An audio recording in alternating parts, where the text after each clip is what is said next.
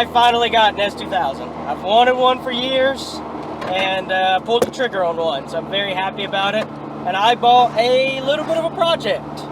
So the car was built to be a track car. It's got a K-Series motor in it, loud exhaust, stage 4 clutch. That's so bad. And my theme for the car is driver's car. So I want to be able to hop in the thing, drive it, be comfortable, go on a long trip, short trip, wife, kid, friend, hold a conversation, turn the AC on. I just want to drive it. But we're going to document the whole series. So I've got a new clutch for it, got a quieter exhaust. I want to go through and freshen up the interior, get rid of this carbon fiber stuff. The car has nicks and dings and whatnot. It's meant to be a driver's car, so I'm happy about that. Thought it'd be something fun. It's outside of the Datsun series, and that's pretty much it. We had a buddy in high school that had one of these and just absolutely loved it. So, what, 12 years later, we finally got one. I got one. So, it's a 2006 AP2, new Formula Red, which is, I guess, a super rare color because it was really hard to find. It's got a Mugen replica top on it, the Forbidden top. It is color paint matched, painted, RPF 1s, and that's really it for exterior. Rolling on coilovers, BC mid-grade coilovers. Like I said, Skunk 2 mega power exhaust, good sounding exhaust, too loud for me. We're getting old. I don't want a full race car all the time. What else? So, being a passenger, there we go. I mean, we need to touch on the things that are interesting about this car. Like Robert said, the stage 4 clutch is massive overkill. Really difficult to drive with, also very uncomfortable to ride in. Other than that, AC, Robert's already mentioned on, AC would be nice. We live in East Tennessee, so the southeast, so it's pretty hot and humid in the summer. So if you're looking for a daily driver or something that's a nice, comfortable driver's car, currently this is not it. Although it's not too bad. Not bad.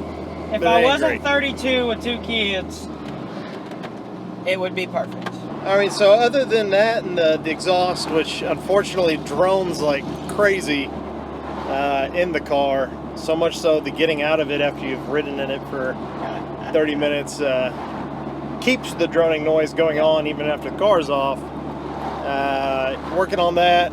I did record, so we're sitting at roughly, it's like 85 decibels, 80 decibels when you're in 6th gear and no throttle, and not closer to 90 and above when you're at full throttle. 85 decibels is loud. For comparison, my truck is 50 decibels.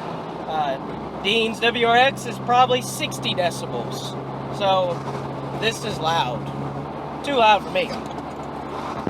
So we'll get back to the shop. We'll go over the car a little bit in more detail, and then talk about what issues we're going to address and what parts we think we're going to buy to address those.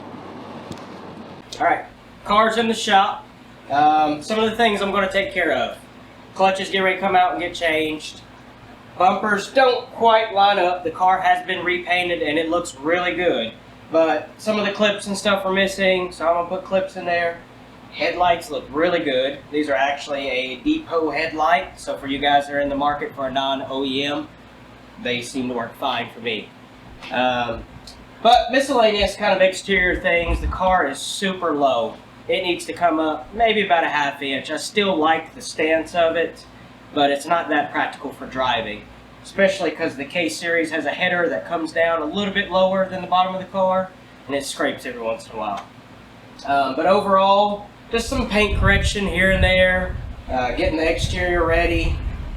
That's about it. So my next step really is to change the clutch out. It'll live in the garage for a little while. Get those things taken care of. The exhaust, I may drop it, may not. So So like we mentioned before, this is a swapped car. It is a K20A2, still the same AP2 transmission. Basically bolt-on cars. So skunk 2 intake manifold, radium fuel rail. It's running off a Haltech Elite 1500 ECU.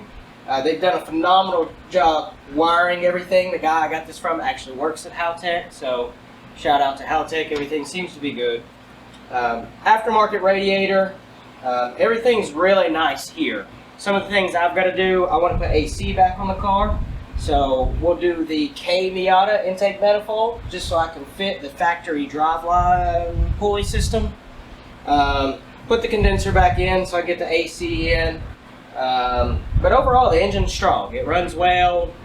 No issues there. It does have an aftermarket header. It's the 1320 K Series header for the S2000. Very well built header. So shout out to them. But overall, I mean, engine-wise, it's very good, very strong.